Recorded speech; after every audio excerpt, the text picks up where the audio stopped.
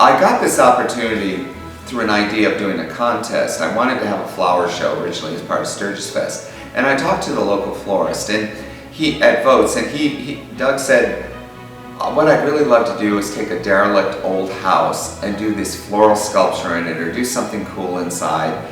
And then we started talking, and then he brought my attention to one of the oldest buildings in town, which is known as the Christmere House.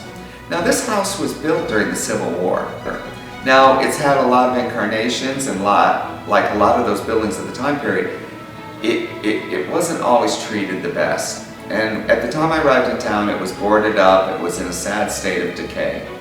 And I thought, well, let's see what we can do. And I went inside and the place was a disaster. I mean, I have to say, it was so sad to walk into this grand old home that was in a state of decay, and there was, people had been living in it, and animals had been doing all kinds of things in it, and it just looked terrible and it made me so sad. And as I kept walking through it, for some reason, it spoke to me. It just said, you know, I need somebody to save me. The house is built too well, and it has too much of the town's history to let that happen. And as we started to peel away the layers and clean up the mess, and my sister, I hired to get her in there to scrub the place down and show the woodwork. You know, I'm a big believer, a house knows when it's loved, and it starts to reflect the happiness.